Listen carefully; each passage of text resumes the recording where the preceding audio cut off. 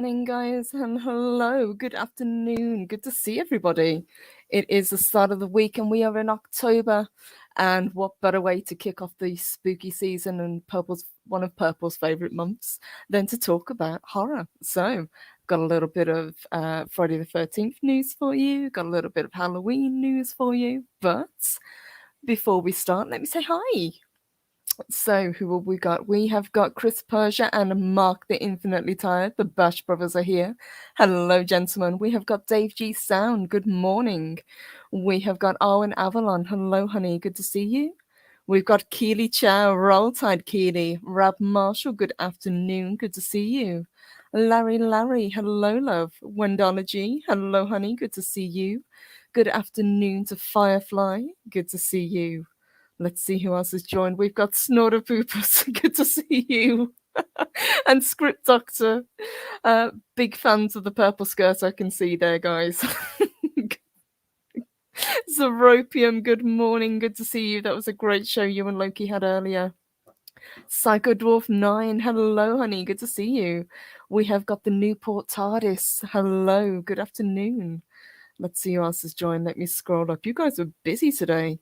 Let's see, we have got Gun Bunny. Hello, honey. Good to see you. Good morning. Stuart Mitchell. Good morning or good afternoon. He said earlier, is anybody a fan of David Lynch? I am.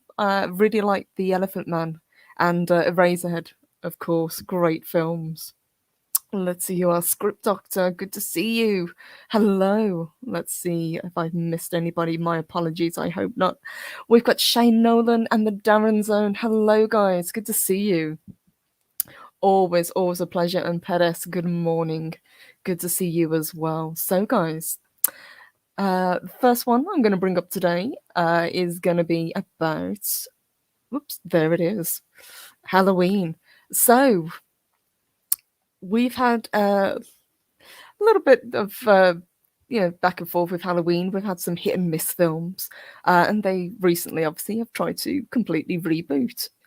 But the one thing that apparently isn't going to be happening, we won't be getting any crossovers with any other slasher icons, which I can kind of see because it would be very hard to do. Plus, we've already had the fantastic Freddy versus Jason, which is actually one of my guilty pleasures. I love that film. And I just can't see Michael Myers being a really good crossover for any of the other big kind of horror icons, but that's okay. But let's see what they've got to say and what the reason is. So this is from Bounding Into Comics. A big thank you to them. And it's by J.B. Augustine. So Halloween Kills producer Ryan Freeman says Michael Myers will never cross over with competing horror icons. So it's time to face the fact that there's a long list of reasons that slashers such as Michael Myers, Freddy Krueger, or Jason Voorhees are never going to face off either one-on-one or in a three-way dance, unfortunately. And that hasn't stopped slasher fans from hoping, but now Ryan Freeman, producer on Halloween Kills, has dashed those tenuous hopes in a new interview with CBR. We in partner with Universal in their horror parks on the Titans of Terror, where all four of them, Michael, Jason, Freddy, and Leatherface, are represented. But we try to keep them on their own. So I don't think you'll see a Michael versus Jason or Michael versus Freddy on the docket for the future, he said. They may coexist at a Universal Studios attraction, but the characters are kept far apart for legal reasons. Freddy is owned by New Line Cinema and Warner Brothers, as was Jason, but the rights to the Hockey Mask Crystal Lake Killer were recently granted to the film's original screenwriter, Victor Miller, which in fact is the next story I'm going to talk about in a little bit. So we'll get to that in a moment. Leatherface had a home at New Line for a while too, up until the rights to the Texas Chainsaw Massacre franchise bounced over to Lionsgate, before subsequently landing at Legendary Entertainment, who's producing the series' latest reboot. As for Michael Myers, the rights to The Shapes IP rest with Malek Akkad, son of Halloween producer Mustafa Akkad, who is currently partnered with Blumhouse. after years of his father making sequels with Dimension Films. Oops. Friedman also revealed which of the horror icons was his favourite, and the answer shouldn't surprise you. I still like to think that Michael, being the first, is the best, and I think each has their own appeal, he said, adding they're all on the Mount Rushmore of slasher icons. Incidentally, I would absolutely love to see somebody like that. Freddy definitely has his silliness and is interesting, the producer continued, touching upon what separates each character. But I've never been a Jason fan, but I find merit in all of them. That's a shame. I really like Jason. I mean, Freddy's always been my favourite, just because, one, I love Robert England, but I just think he's a more interesting character. I love the whole fact that you have to sleep. Eventually, you have to face him.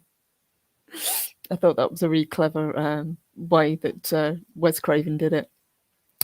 It goes on to say Freddy vs. Jason was a wild success in 2003. I can't believe it was so long ago. God, I love that film.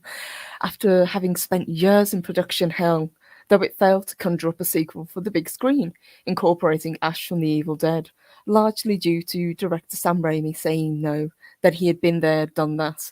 I really wish that Freddy versus Jason versus Ash had actually been made.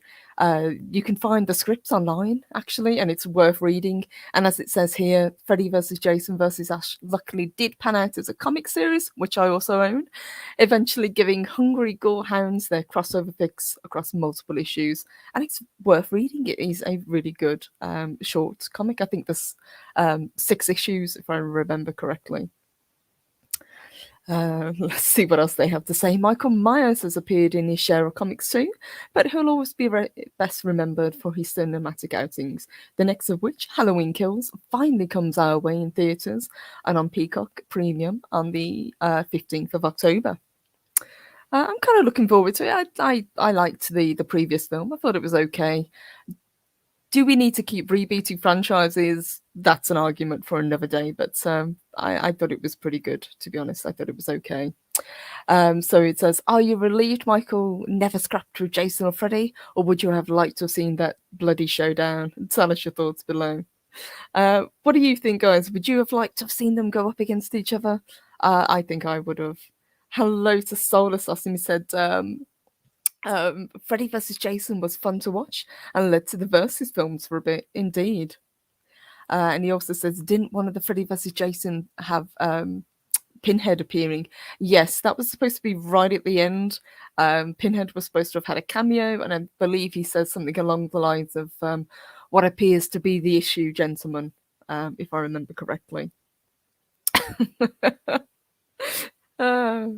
Shane Nolan says the first Freddy movie is amazing because it's Johnny Depp's first movie. It is. He gets sucked into a bed. Poor Johnny. Arwen says, I really wanted Ash to take them all out. Hashtag Team Ash. I think it would have been a really fun film because you would have had 2 wisecracking characters going up against each other. The reason that Freddy vs. Jason worked because you still had Robert Englund, cracking jokes and being silly, but he was up against Jason, obviously. So that's why it works so well. But I would have liked to have seen it. And if you can get a hold of the comic books, guys, I would really recommend them because they are pretty good. Wondology says, I love Robert Englund. So do I. He's one of my favourite actors and a really nice guy. And Gun Benny said, I've never seen the Freddy or Jason movies. That's okay. It's a kind of guilty pleasure. I really like the 80s slasher films. I've seen pretty much all of them. And I'm just a big fan of horror in general. Zeropium says, my question is, where does Hannibal Lecter fit into the crossovers? Or would Lecter be too high class for that sort of thing? That's a good question. I'm not sure where he'd fit in. I could probably see him. I think he's kind of a standalone character. I'm not sure if they could fit him in as a versus because I'm not sure who we would go up against. Sorry, guys. My throat's still a little bit sore. from last week. And Armin says, "I'm roaches." Freddy has roaches. Yes, that's one of the later kills, if I remember correctly. Roach Motel, squish. Lord Duff, hello, good morning. Says Freddy versus Jason versus Ash versus Pinhead. That would have been cool. God, could you imagine the the trailer for that? That could have been awesome. Uh, and Six asks, does anybody have Peacock? I didn't even know that Peacock was a thing, to be honest, I've got to admit. So, Mark says Lecter would tell them they were all rank amateurs and then try to eat Ash. Michael Myers versus Mike Myers. I could see that. Like, it would be kind of short, but I'd definitely watch that. So before I go on to the next and talk about Friday the 13th, what about you guys? Do you have a favourite slasher? Because we really do have the kind of the big three. We had Freddy, Michael, and Jason. Those were kind of the the top three, I suppose, and then we had like the lower tiers of horror icons. For me, I will always be Team Freddy. He's always my favorite character. And Stuart Mitchell points out a good thing. They couldn't even fit Hannibal Lecter into Alex Kurtzman's Clarice series. Yes, a series that was cancelled after one season, if I remember correctly. And good morning, brightest day. Good to see you. Jamalis, good to see you as well. Actually, pretty fond of the Scream series for slasher movies. Scream was great. It kind of reinvented the genre. Again, Wes Craven. And hello to Ancient One. Good morning. Good to see you. Paras says Phantasm. Oh, yes. Love Phantasm. They were great, great films. I like the Puppet Master films as well. I think those are really cool. Always like the Hellraiser films. They got a little bit silly later on, but at least the first three are really good. So, guys, let me go on to the next article. Let me just pull this one up. There we go. So, let's go on to that. So, Friday the 13th has had a kind of difficult few years, it's got to be said. So the who owns the rights to the film has been passed back and forth. We lost a game because of it as well. But now it seems that it's sort of been settled, or at least it's going in the right direction. So until it's completely settled, we won't be getting any more films, most likely.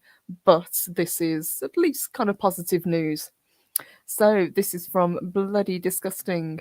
Friday the 13th, screenwriter Victor Miller wins the copyright termination appeals to reclaim domestic rights. And this is actually a pretty good thing for fans because it means eventually they will get more films. So it goes on to say, we've been waiting 2 years now for an update on the next step in the Friday the 13th legal battle that has been raging on for several years now, and we finally have one today. But since it's been a minute, here's a brief recap of the situation. So, back in 2018, a judge ruled that Friday the 13th screenwriter Victor Miller is the sole owner of the original screenplay. But in the US at least. Friday director Sean Cunningham has been working to have that decision reversed. The argument continued to be that Miller wrote the screenplay as a work for hire and therefore should never have been able to gain rights to the screenplay in the first place. While the judge had ruled that the rights go to Miller after all these years under the Copyright Act's termination rights, which allows authors to regain rights to work they signed over to a company. Cunningham and Horror Inc. were hoping that the Second Circuit Court of Appeals would end up reversing that decision. It didn't happen.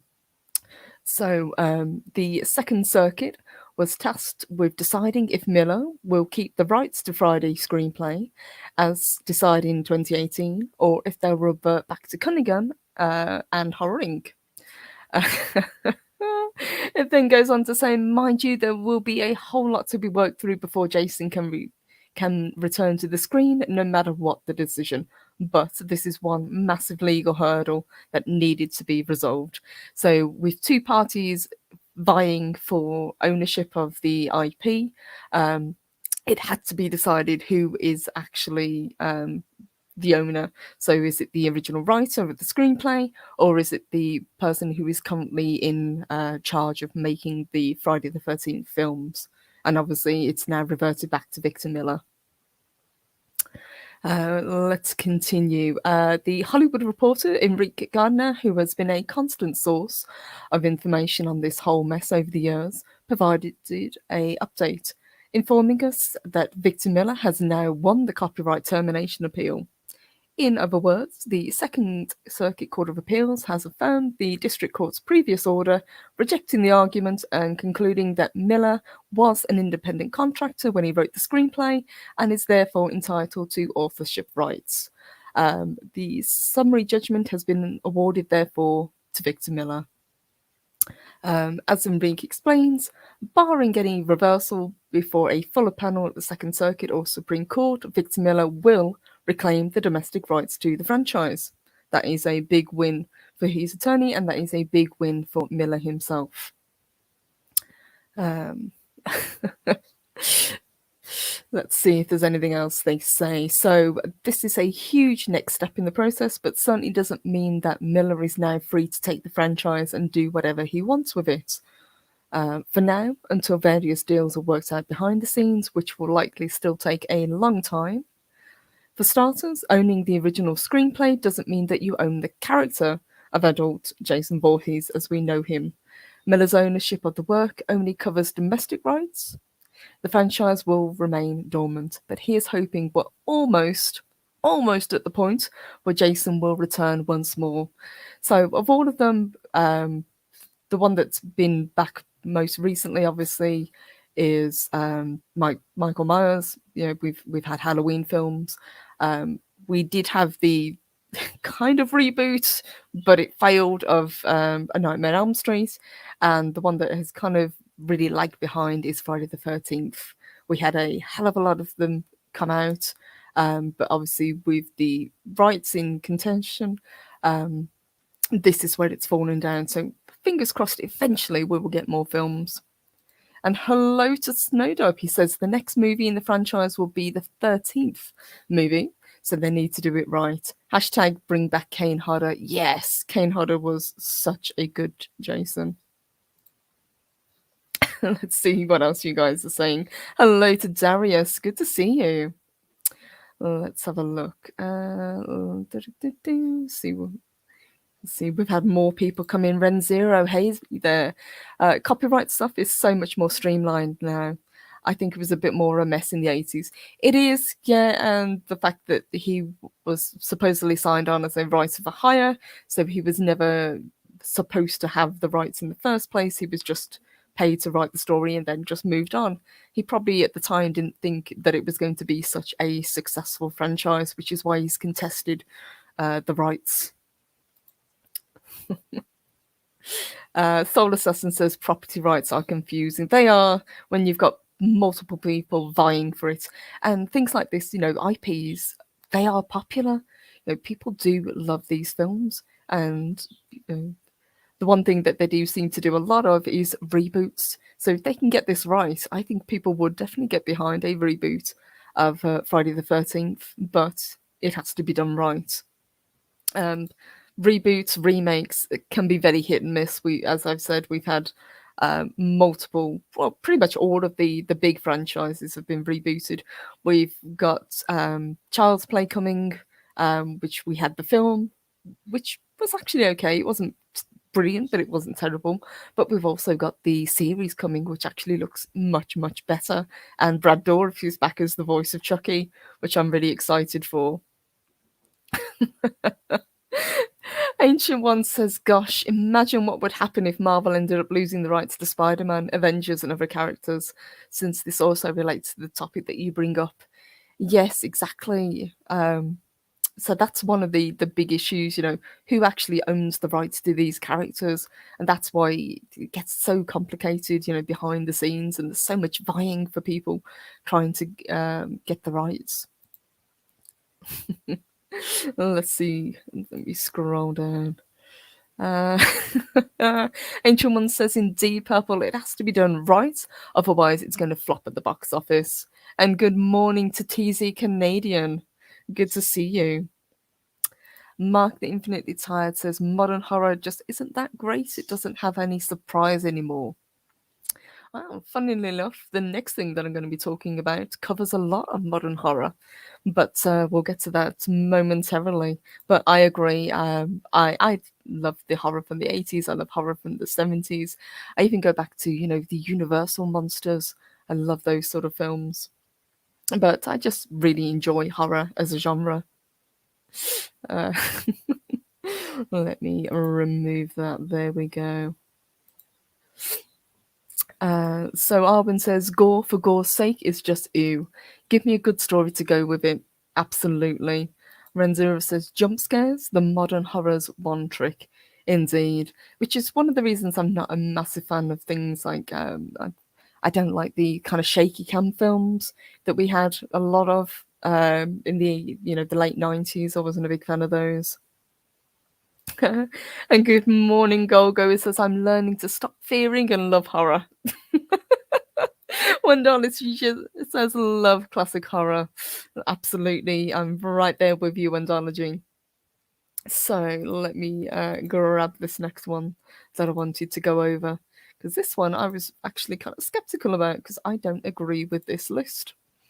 But I'll explain why in a minute. So, supposedly, a scientific study has determined that these are the 30 scariest horror movies of all time.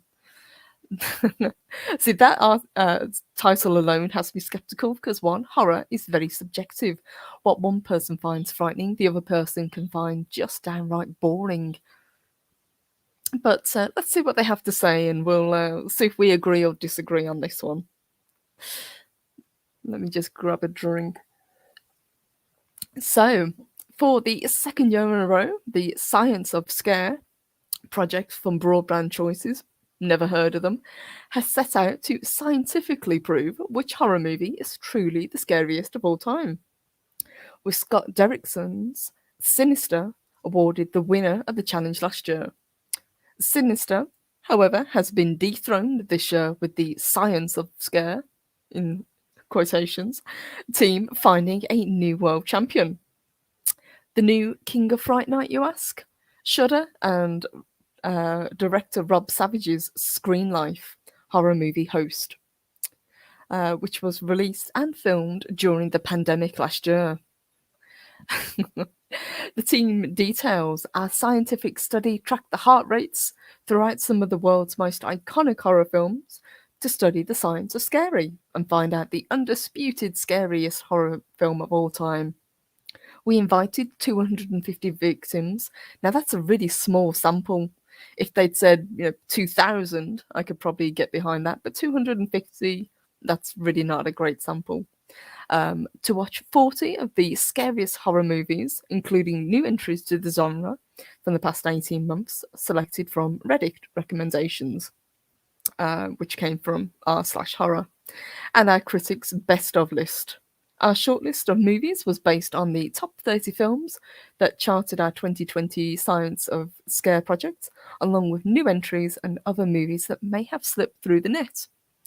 Once we had our shortlist, we fitted our participants with heart rate monitors and invited them to our specially designed screaming rooms. They're loving this, aren't they? To watch the movies over the course of several weeks under medical and research supervision. We measured the average impact our shortlisted movies had on the heart rate, which was measured in BPM of our subjects, compared with the average resting BPM, which is 64. So let's have a look. So, as I say, Host and Sinister were the 1 and 2 for this year, but we also had runners up of Insidious, The Conjuring, Hereditary, Terrified, It Follows, A Quiet Place 2, Paranormal Activity, The Conjuring 2, The Babadook, The Descent, Hush, A Quiet Place, The Ring, A Nightmare on Elm Street from 84, thank you very much. Halloween from 78, thank you. Texas Chainsaw Massacre, 1974. It, 2017, nah. The Conjuring, The Devil Made Me Do It. The Exorcist, Wreck, 28 Days Later. Candyman, 2021. The Grudge, The Invisible Man, Poltergeist, Friday the 13th, and Alien. So, some of the criteria for the study. So, some of the key findings from this study included the best jump scare, which I don't rate. As I said, and as the chat said, I'm not a big fan of jump scares. I think they're overused. So, the best jump scare came from Insidious. 133 BPM. The Conjuring, Host, Sinister, and A Quiet Place also ranks high. Not too surprised. All of those films are of a very, very similar kind of genre. Modern horror movies perform better than the classics, with just 3 films more than 20 years old. Now, see, this I disagree with because there are so many great horror movies. I would have loved to have seen more. One of my favourite horror movies is actually Night of the Hunter with Robert Mitchum. That is a frightening film. When he's wading through the water after the kids and he reaches out to grab them and he just misses and he just roars this primal scream of frustration. That is a frightening scene. But clearly it wasn't included. Let me jump back and see what you guys are saying. Nearsighted Cyclops says, so are all 250 first-time watchers of the movie? See, that I would assume so, because if you've already seen a movie, a jump scare won't work on you. You know, that's the whole point. So maybe that's why the sample was so small. Chris Persia says, I don't see any of the reboots or remakes made in the past decade as the scariest anything. That I would have to agree with, absolutely. Lisa Roberts, hello, honey. She says, Nightmare on Elm Street, 84 for sure. Queen Purple, thank you. Thank you, sweetheart. Soul Assassin, The Exorcist gave people heart attacks and caused many to start going to church. Can't beat that. Absolutely. I would rank The Exorcist as probably, if not the most frightening horror film of all time, definitely up in the top 3. That film, because of the subject matter, because of the time it came out, really, really got to people. As should a good horror film. That is what it should do. It should get into your mind. It should get under your skin, and that film really, really did. Good morning, Cam. Good to see you. Mark says that damn clown in Poltergeist is terrifying. I hate that clown. Well, you guys know me. You know I hate clowns in general. There's nothing funny about clowns, but yes, that clown doll is awful. Albin says, my favourite scary is the Changeling. That old Victorian wheelchair scares the bejesus out of me. Yes, that is an effectively done scare. Darius says, lol, the Babadook. I quite like the Babadook as an idea. I don't find it scary, but I did like the premise. I thought it was a pretty good film for a low-budget horror, and I can see why it was done so well. The Davin Zone says, The Devil Rides Out, Wicker Man, and the original Halloween. Oh, the Wicker Man. Love the Wicker Man. Such a good film. Absolutely. I might add that to my list to watch. Hello, good to see you. Vera Offmer, 1963, The Haunting stuck with me. Absolutely. You guys have got some great suggestions. Snowdub says The Shining would be in the conversation for the scariest. Same with Hellraiser. Absolutely. The Shining is definitely up there. One of Jack Nicholson's best performances, I thought. And it really, similar to the other films we talked about, it really kind of gets under your skin. I know that Stephen King hates that film, but I think Kubrick did a wonderful job with it. TZ Canadian says Jaws was scary too. Jaws was scary. Jaws put off an entire generation of people going into the water. And a big, big thank you to Snowdub. Thank you, sweetheart. He sends us a $5 super chat. He says, Purple, I miss you, Puff. P.S. Do you have any weed? Oh, Puff, I miss you too. Sorry, honey. You know I don't partake, but I don't judge. Thank you so much, Snowdub. Really appreciate that. Guys, Snowdub is the best. Mark says Nick Cage's Wicker Man is hilarious. It is for all the wrong reasons. I'm a big fan of Nick Cage in general, and I actually can't wait to see him play Tiger King. I think that's going to be something memorable. But yeah, Wicker Man never should have been done. I can't think of that film without thinking of him yelling about bees. And a massive thank you to Mexican Iron Man. Hello, puppy. Good morning. He says, Purple, you're scaring me. This show makes me scared. I need Purple to hold on to. Oops, it skipped on me. I need Purple to hold on to. And to Puff, I say, watch it, buddy. Dibs. Lightsabers at dawn. Oh, guys, there's no need to fight. Thank you, Mexican Iron Man. Thank you so much. I really appreciate it. Snowdub's cracking up as well. And a massive thank you, to Psychodorf9. Thank you, honey. He says, anything Alfred Hitchcock, absolutely. Psycho, you cannot beat Psycho. And that is a really great example of a jump scare. When she hits the light and you finally get a really good look at Mother and she shrieks. That is really well done. And people always forget that the shower scene is really not as graphic as people seem to remember. You know, at no point do you ever see the knife actually penetrating. It's all implied. But that is the hallmark of a well done scare. Anything that you can conjure up in your own head is far more frightening than what they can put on screen.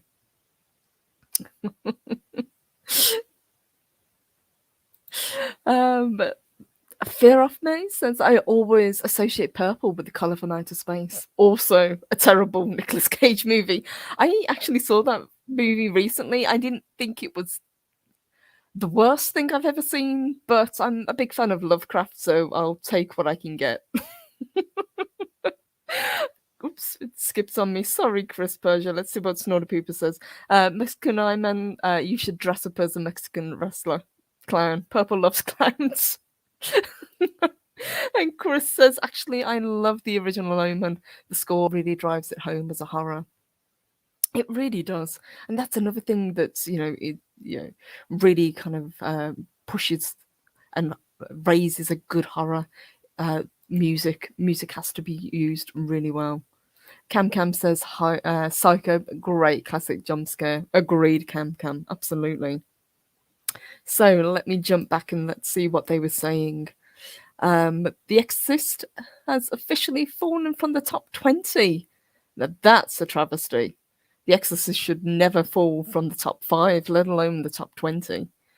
And 2016's Terrified is the scariest foreign language horror movie made and the only foreign language movie to break the top 10.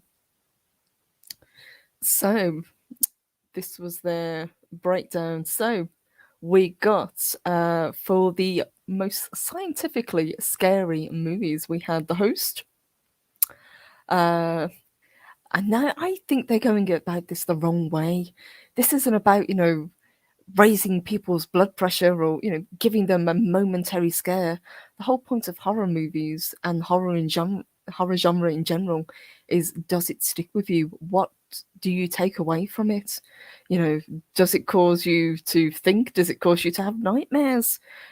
Somebody mentioned Jaws. People didn't want to go back into the ocean after they saw Jaws. That is the mark of a good horror movie, to actually get into people's psyche. So the official lead They say the scariest was the host, with Sinister Insidious coming in at 2 and 3. Biggest jump scares. So, Insidious, again, at 133 BPM. Yeah, if you're gonna just go by heart rate, I think it's a completely void. Like I said, it's psychological. It's not uh, how you react. It's what stays with you after you watch the film. And I'm looking at all these films, and as I think Chris pointed out correctly, all of these, except a few, are modern day horror films. So I'm wondering, one, who this audience was, and two, how did they determine these films? I could think of, and I'm sure we could come up with a top 20 list of much, much better horror films that would have a lasting effect on people. See, for me, I would probably add Texas Chainsaw Massacre because I do generally think it is a frightening film. Again, another one that's not as graphic as people seem to remember. The Exorcist always should be up in the top 5. 28 Days Later, yeah, it's okay. There's been better zombie films. Candyman, I haven't seen 2020 Candyman, but I really like Tony Todd as Candyman. I think he's a great character. Uh, See, they've put the Invisible Man, but I don't know which Invisible Man. Do they mean the one that came out recently? I'm guessing they don't mean the original Invisible Man. Let's see what else we've got. Nightmare on Elm Street. The first one was frightening. The rest got kind of campy and silly, but that's okay. Until we had Wes Craven's New Nightmare, and that kind of brought back the whole Freddy is actually a frightening character. Let's see what you guys are saying. Snorter Pooper says pure propaganda. Bears are way more dangerous than sharks. At least, yeah, at least I can agree with that. Zeropium says Tony Todd was a badass in Candyman. He really was. And he's a really nice guy as well. I've met Tony Todd. He's lovely. Tony Todd is the only Candyman. Agreed. I really liked him in Final Destination as well. I thought he was great in that. Another film franchise that I have a guilty pleasure for. Mobile Recluse, good to see you. Says, for me, what modern horror movies lack is the element of a slow build up, leading to that shocking moment of catharsis. Well said, absolutely. A lot of these films and a lot of these films listed, they're all about the jump scare. It's getting that heart rate up and then, it lowering again and then going on to the next jump scare. Things like The Descent, Quiet Place, The Conjuring, all those sort of films all have the same pattern. Mark brings up a good one. How did they leave out The Thing? Exactly. Another fantastic horror movie. I'm kind of glad that Alien was listed on there, but it's listed very low down. So, uh, Larry says bias much? Absolutely. Yeah. I for me, I can just happily throw this list out because I think we can come up with a much better list. And the fact that they say it's scientifically um, come up with, I don't believe that. Mark, oh god, Mark. Purple Valkyrie, the human centipede is definitely a scientific horror movie. You know what? I've only ever seen the first one, but I have no idea what the other two were like. It was weird. And guys, let me scroll back up because I want to say a big, big thank you to Firefly for his super sticker. Thank you, honey. Let me just see what this one was. It was, whoops, and it skipped on me.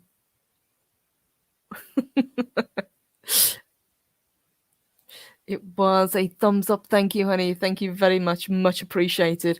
And also to Darius Munchausen, much appreciated to you, sweetheart. He sends us a popcorn sticker. Thank you so very much. Thank you, guys. Really appreciate that. Let's see what else you guys are saying. Stuart Mitchell brings up a good one. David Cronenberg's Videodrome. That is a really weird one. That one sticks with you. And you were talking about Lynch earlier as well. Another one that's got that kind of there's something not quite right about it, but it still leaves an impact on you when you watch his films. Absolutely. Let's see what else you guys have got to say. Alwyn says Near Dark is a great vampire film. Cool. I don't think I've seen that one, but I've had it recommended. Um, and hello, Sherry. Good to see you. Good morning, and hello to your Muslim uncle. Good morning to you as well. And Golgo13 says, toss a coin to your Valkyrie. Oh, Valkyrie of plenty. Oh, Valley of plenty. Thank you, honey. Much appreciated.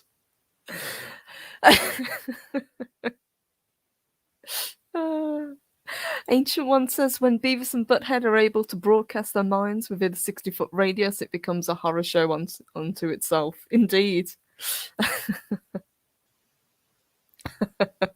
And Larry says, scientifically horrific. Indeed. And I don't think there should be anything, science-based in horror. As I said to begin with, this is all about personal. What one person can find frightening, another person can find boring or silly, and that's the beauty of the genre. Somebody can sit down and watch, say, the Babadook, for example, and just find it boring, or other people can find it really disturbing. It really depends on the person and what kind of pushes your buttons, really. Let's see if there's anything else. I think that comes to the end of it. But yeah, I've got to admit, I didn't think much of this list. I don't really agree with any of these. One, they're all of a very similar vein. They're all about the jump scares. A couple of them I enjoyed. I liked Hereditary. I thought that was pretty good. Didn't think much of It Follows. The Paranormal Activities, the Conjuring films, they're all quite similar, as are Insidious and Sinister. All of those I would kind of lump together as the same. But what else did we have? We had The Descent. I liked The Descent, but I actually like Dog Soldiers better, by the same director. I thought it was a much stronger film. Quiet Place. First one was okay. That's about all I could give it. I haven't seen the others. The Ring, the original Ring, yes, great film. The remake, not so much. It from 2017, I thought they were trying too hard to be scary. Tim Curry is a much better Pennywise, as much as I do like Skarsgård. I think he's a great actor. For me, he just looks silly. He just didn't really come across as frightening. What else have we got? Wreck, I never liked, because I never liked the kind of shaky cam, this is found footage kind of films, similar to things like Blair Witch Project. I could never get behind. I didn't think it was that great. But I know a lot of people do like those ones. Exorcist should be way, way up there, as we've said, as should Halloween, Texas Chainsaw Massacre, and Nightmare on Elm Street, because they are all classics of their genre. Let's see. Davia said, I want Purple to keep saying Babadook. There you go.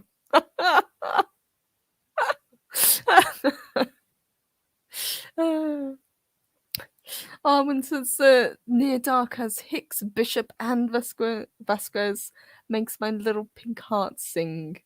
And Firefly, you take care. Thank you, honey. You have a good day. Rab Marshall says, I must admit, I prefer action movies and B movies like Tremors and Gremlins, with a little bit of Critters. All great films. I like action movies and I like B movies as well. But I love horror and I love sci-fi. That's just my kind of go-to. And it's October. You can't get any better. And Snowdub, thank you, honey. Sent us a $2 super chat. He says, me and Mexican Iron Man are willing to share. Good to know. What are you sharing, boys? What are you sharing?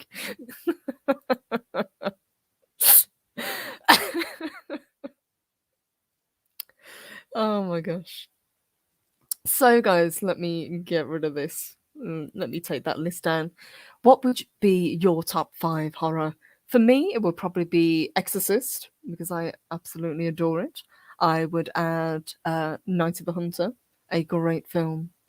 I would add the original Nightmare on Elm Street because, as I said before, it was supposed to be a frightening film before he got kind of campy and silly. What else would I add that scared me? Um, Jaws did actually frighten me when I was younger, so I'd probably put that at number 5. But Amityville Horror was another great one. So, and as I said before, there's so much in this genre to kind of find and pull apart. Let's see what else I can come up with.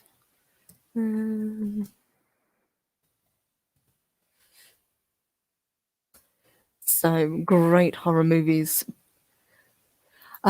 Which ones have I seen recently? I watched Trick or Treat, which is actually one of my favourites. Fright Night, from 1985, a great movie. Um, One for kind of younger kids, but still funny. And I would put that in kind of like a horror slash comedy, I guess. It doesn't take itself too seriously. The Mist was a really good film, which surprised me, especially the ending. That was a great film. If we're going to go kind of sci-fi, I would say Brightburn was a really good one.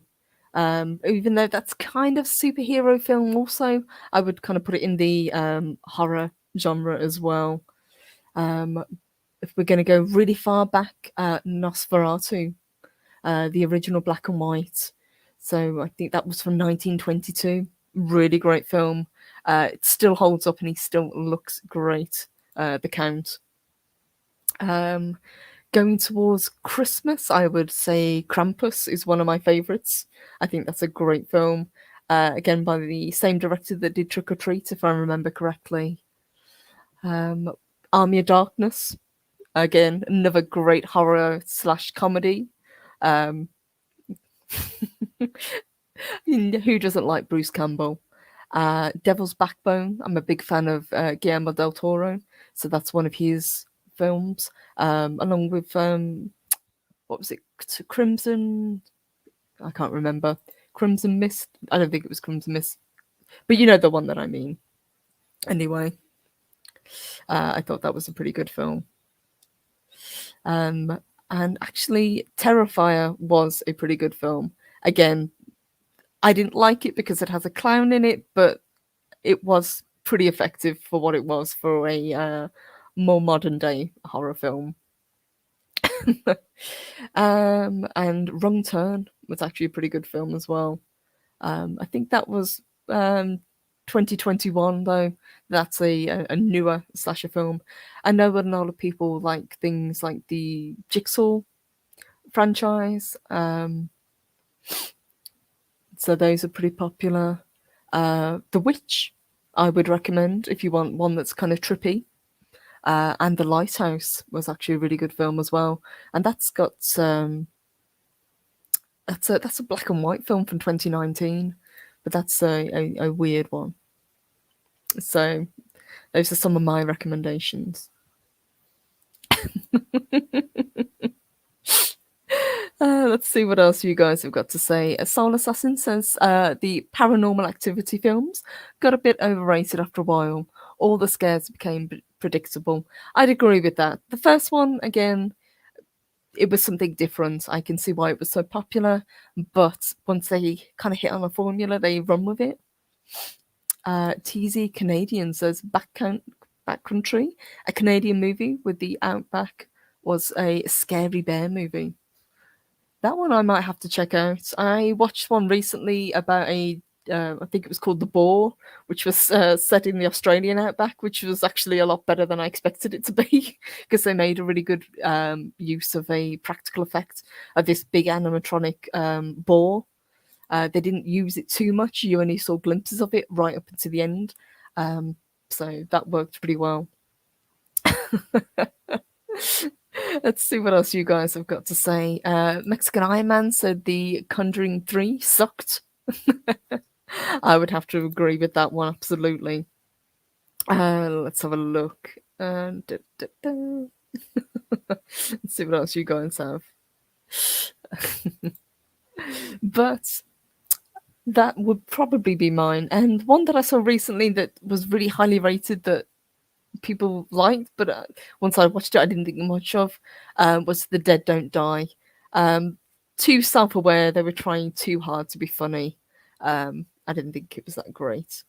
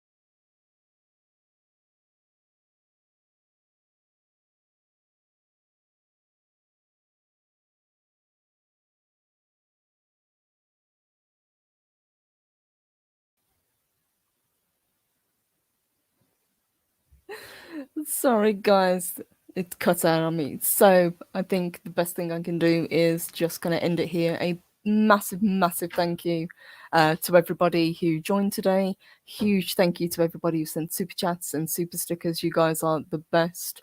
I will hopefully see you on Wednesday, as I said. So, guys, take care, and I will see you soon.